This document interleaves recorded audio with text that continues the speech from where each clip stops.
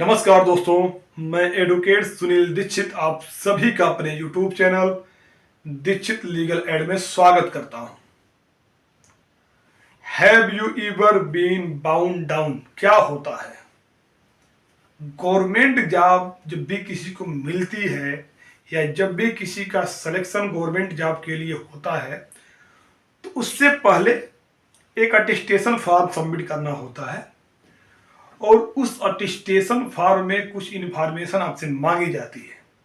कुछ क्या मांगी जाती है? सब कुछ मांगी जाती है। सब कुछ इन्फॉर्मेशन आपके रिकॉर्ड से, आपराधिक रिकॉर्ड से या कोर्ट में कोई मैटर है, इसके बारे में कंप्लीट इन्फॉर्मेशन आपसे मांगी जाती है। अब सबसे बड़ा कंफ्यूजन उसको भरते वक्त ये होता है कि कौन से कॉलम में हमें क्या भरना है। बहुत सारे जो टॉपिक हैं उस पे मैंने वीडियो बनाई है, अपलोड किया है, आप मेरे प्लेलिस्ट में जाके देख सकते हैं। आज की जो वीडियो का जो टॉपिक मैंने लिया है वह है have you ever been bound down? क्या होता है? बहुत बड़ा कंफ्यूजन है। उम्मीद करता हूं कि इस वीडियो को देखने के बाद इस मुद्दे का जो कंफ्यूजन है वो दूर हो जाएगा। बाउंड डाउन के बारे में अगर आएंगे तो सीआरपीसी का जो चैप्टर 4 है, सीआरपीसी का चैप्टर 4 का जो सब क्लास जो बी है उसमें यह चीजें आएंगी और आपको बताया गया है कि कोई भी पब्लिक पर्सन जो है मजिस्ट्रेट को या पुलिस को सहायता करने के लिए बाध्य है। अगर रीजनेबल काज है तो करनी ही करनी है। यही है बाउंड डाउन। कैसे? उदाहरण लेते हैं, उदाहरण भी लेंगे। मुझसे कमेंट किया गया था और कमेंट में मुझसे कहा गया था या पूछा गया था मुझसे कि मेरे ऊपर एफआईआर हुई है और मेरे उस एफआईआर में मेरा नाम भी है और एफआईआर जब हुई थी तो तकरीबन उसमें 8 बंदों के खिलाफ एफआईआर हुई थी। जब चार्जशीट किया गया इन्वेस्टिगेशन अफसर के द्वारा उस मामले में तो चार्जशीट में सिर्फ 3 लोगों के ही नाम उसमें कोर्ट में सबमिट किया गया, बाकी लोगों को निकाल दिया गया। साक्ष्य के अभाव में उनके खिलाफ साक्ष्य नहीं मिला तो उनको चार्जशीट नहीं किया गया। तो मुझसे पूछा गया कि आखिरकार इस पूरे अटेस्टेशन फॉर्म में कहीं ये तो लिखा नहीं गया है कि आपके खिलाफ एफआईआर हुई है या नहीं हुई है। तो मेरे खिलाफ तो एफआईआर हुई है, मेरा नाम भी इस एफआईआर में है, बट प्रोसिक्यूशन मेरा चलाया नहीं गया, अरेस्ट मेरी हुई नहीं, कोर्ट के द्वारा मुझे कन्विक्शन किया नहीं गया, ना तो कोर्ट के द्वारा फाइन किया गया। तो आखिरकार मुझे इसकी इंफॉर्मेशन किसके तहत देनी है? मैंने उनसे थोड़ा सा कंफ्यूजन जो था उसको दूर करने के लिए यह पूछा, कहीं ऐसा तो नहीं है कि इन्वेस्टिगेशन के दौरान पुलिस ने आपकी फॉर्मल अरेस्ट कर ली हो? तो उस चार्जशीट में अगर फॉर्मल अरेस्ट किया होगा तो उस चार्जशीट में अरेस्ट मेमो होगा।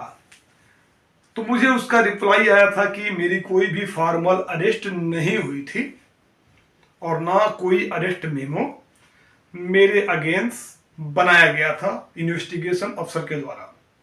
तो आखिरकार मैं अपनी इस डिटेल को कौन से कॉलम के तहत ला सकता हूं? तो इस केस में यह ध्यान देने वाली बात है कि ऐसी कोई भी चीज है, कोई भी इंफॉर्मेशन है किसी क्राइम के सिलसिले में अगर मेरे पास है तो मैं बाध्य हूं उसके लिए, अगर मुझसे अगर सहायता मांगी जाती है पुलिस के द्वारा या मजिस्ट्रेट के द्वारा तो उसके लिए मैं बाध्य हूं। जैसे कि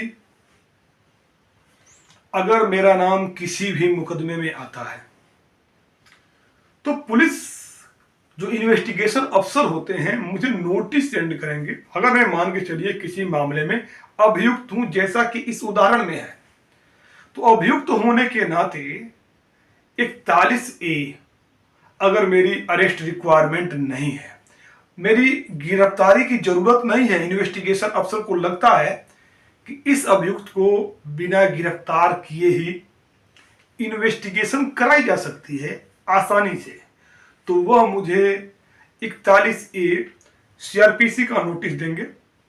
और सीआरपीसी 41A का नोटिस एक बाउंड है, एक तरह से बाध्यता है कि मुझे उसको अटेंड करना ही करना है। अगर मैं उसको अटेंड नहीं करता हूं तो पुलिस को मुझे अरेस्ट करने के लिए एक बहुत बड़ा ग्राउंड मिल जाएगा। तो मैं बाउंड हूं उस डेट पे, उस टाइम पे जाने के लिए। तो अगर किसी को 41A सीआरपीसी का नोटिस मिला है तो उसको इसकी अगर किसी को 41A सीआरपीसी का नोटिस मिला है तो उसको इस पैरे के तहत have you ever been bound down के तहत इसकी इंफॉर्मेशन देनी होगी।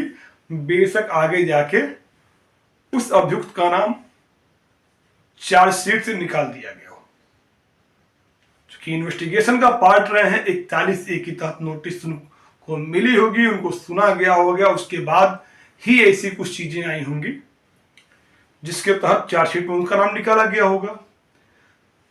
या किसी की अगर अरेस्ट हो गई हो, अरेस्ट होने के बाद उनको जमानत मिली हो। अरेस्ट दो किस्म का, फॉर्मल एंड दूसरा जो होता है, एक फॉर्मल अरेस्ट हो गया और एक होता है अरेस्ट जिसमें कोर्ट से बेल लेनी पड़ती है।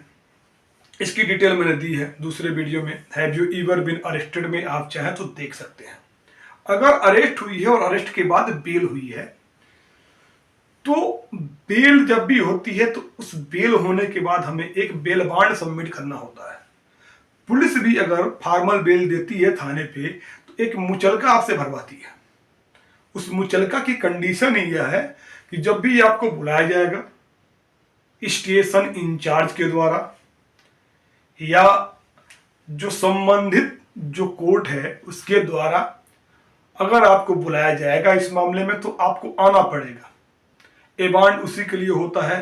तो ऐसा कोई अगर बॉन्ड है तो अपने आप को बाउंड करता है, तो आप बाउंड डाउन है इस बॉन्ड के तहत, इसकी भी इंफॉर्मेशन आपको देनी है। अगर आपने ऐसा कोई बॉन्ड कोर्ट में आने के लिए, कोर्ट की प्रोसीडिंग को ज्वाइन करने के लिए या थाने की प्रोसीडिंग को ज्वाइन करने के लिए अगर दिया है तो a bond have you ever been bound down के तहत आएगा। आपने देखा होगा बहुत सारे एक्सीडेंट के मामले में जब कोई मुकदमा पंजीकृत किया जाता है तो व्हीकल जो होती है उसमें, अगर उसमें जिन व्हीकल्स में भिड़ंत हुई है, चाहे वह शिकायतकर्ता की हो, चाहे वह एक्यूज की हो, चाहे वह शिकायतकर्ता की हो, चाहे वह अभियुक्त की हो, दोनों व्हीकल को सीज किया जाता है, बंद कर दिया जाता है। और बंद करने के बाद थाने से या छोड़ा जाएगा या कोर्ट के आदेश से छोड़ा जाएगा सुपरदारी पे, और उसके लिए एक इंडिमेंटी बॉन्ड दिया जाता है।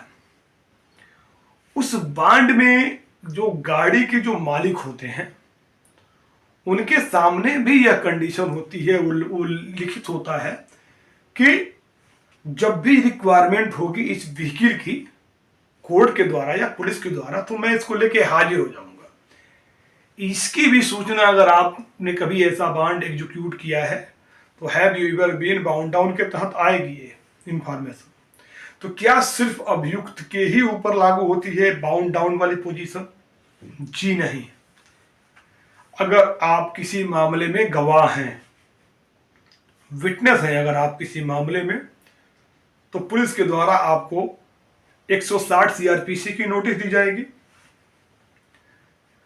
आपको जब ये नोटिस दी जाएगी तो इस नोटिस पे आप बाउंड हैं अपनी बात को रखने के लिए, जो भी इंफॉर्मेशन आपके पास है देने के लिए। ऐसा नहीं है कि आपसे प्रेशर में कोई जबरदस्ती कोई स्टेटमेंट लिखवाया जाएगा। जो रियल फैक्ट है, जो इंफॉर्मेशन आपके पास है, आपको वही देना है।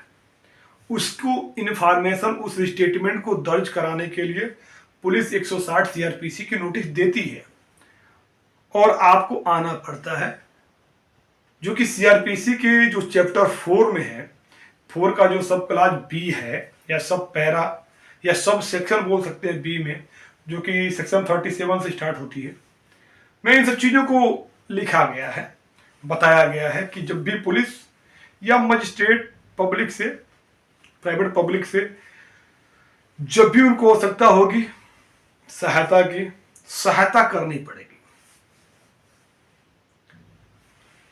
अगर सीआरपीसी के सेक्शन 91 के तहत कोई नोटिस जारी किया जाता है आपको कि आपके पास ऐसा कोई मटेरियल है जिससे क्राइम के बारे में काफ़ी आसानी से बहुत सारी चीज़ें पता लगाई जा सकती हैं, तो अगर ऐसी नोटिस आपको जारी हुई है तो उस नोटिस के तहत आप बाउंड डाउन हैं।